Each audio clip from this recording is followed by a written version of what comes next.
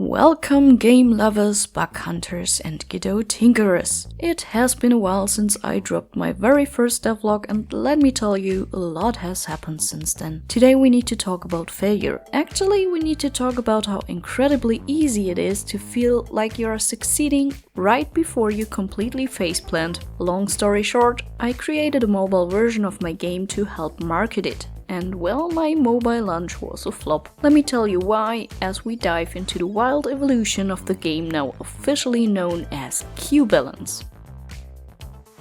About 6 months ago, I made a terrifying but necessary decision. I opened up Godot, wanting to continue working on the game, looked at all my scripts and got completely lost. I took a deep breath and started the project entirely from scratch. Again. Why? Because my old code was basically a house of cards held together by duct tape and hope. But the good news is that starting over was actually a great way to implement new things I had learned, and I already knew exactly how to set up the grid systems, the physics-based cube balancing mechanics and the seesaws. It didn't take long to get the core mechanics running smoother than ever. This fresh start also gave me the chance to take another look at the visual design and the title. I already had those cute little cubes in Stick the Brick, but I slightly adapted their appearance for Q-Balance. So why Q-Balance? Easy, because you balance cubes. I set up a core design, improved things further and finally decided it was time to start marketing the game.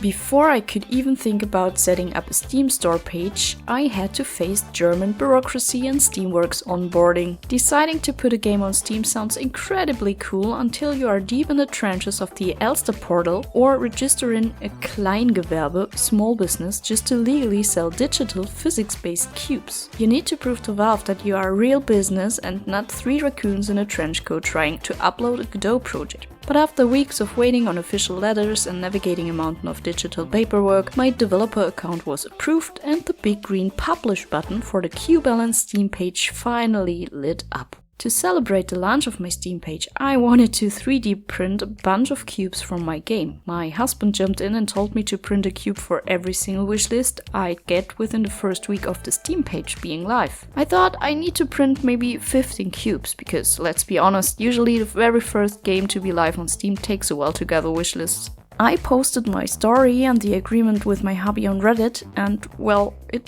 went kinda viral. Within the first week alone, Q-Balance got 240 wishlists. I kept the promise and printed all the little fellas, and after posting the final image of the printed cubes, I got 100 more. Currently, Q-Balance is at around 320 wishlists. Considering that the Steam page went live just 2 months ago, I'd call this a huge success. Thanks Reddit! While the Steam page was gathering wishlists, I wanted to push the marketing even further. I had the idea of setting up a mobile version of the game. This way, people could play already, test the mechanics, I could get feedback, and I could link the players directly to my Steam page. Would be great, right? Well, welcome to the Google Play console, a magical place where joy goes to fill out digital paperwork. Setting up certificates, key stores, and store listings was a full-blown initiation ritual. But hey, the mobile version of Q-Balance is officially live, and I can proudly announce that at least one single human is being hopelessly addicted to playing it, and it is not me. The game currently focuses entirely on 2 endless modes. The light version gives you the standard experience I presented in my last devlog, featuring just a feather and the mine cube to mess with. But if you want to throw a few bucks my way for the pro mode, you get a bunch of special cubes designed to create chaos. But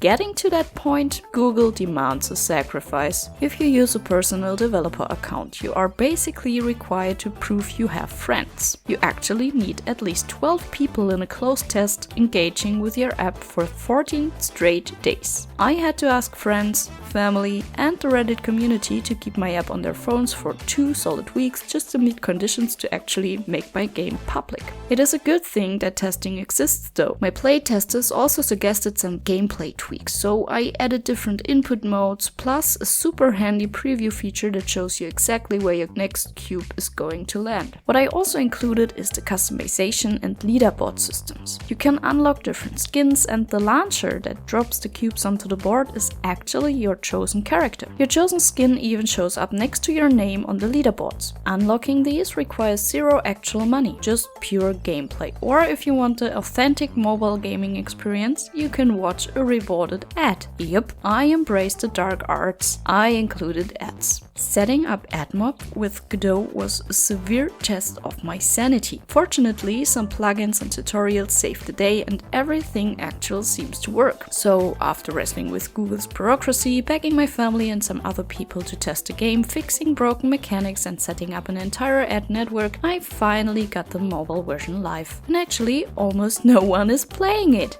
While the Steam page was racking up wishlists, I quietly pushed the button to publish the mobile version of Q-Balance on the Google Play Store. I assumed the hype from Reddit would just naturally spill over. I mean, if more than 300 people want it on PC, surely they will download it for free on their phones, right? Nope. The game itself is quite niche and hard to get into. The mobile downloads, they barely crept past 50. The game went live just a few weeks ago and I simply missed marketing it the right way. Also, I posted a PC Steam link on Reddit, PC gamers clicked it, PC gamers wishlisted it. I didn't push the mobile link heavily because I didn't want to dilute the Steam hype. And when I started in marketing for mobile, I did not have any luck going viral. You cannot expect a PC audience to transition to a mobile app. They are two entirely different ecosystems. The mobile market does not care if your game is cute, ad-free, and maybe a spiritual successor to a 90s classic. Unless you are actively spending money on user acquisition or getting featured by Google, organic discovery on mobile is basically zero.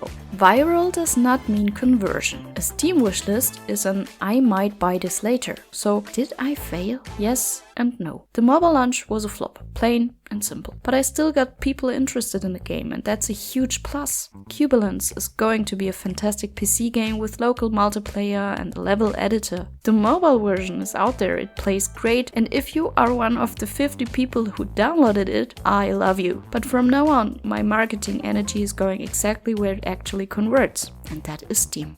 If you want to play a really fun mobile game that absolutely nobody else is playing and easily save a spot on the leaderboard, the link to Q-Balance on mobile is in the description. Feel free to wishlist it on Steam as well. Join the Watsons Discord if you want to get some more insights, and I will see you next time. Case closed.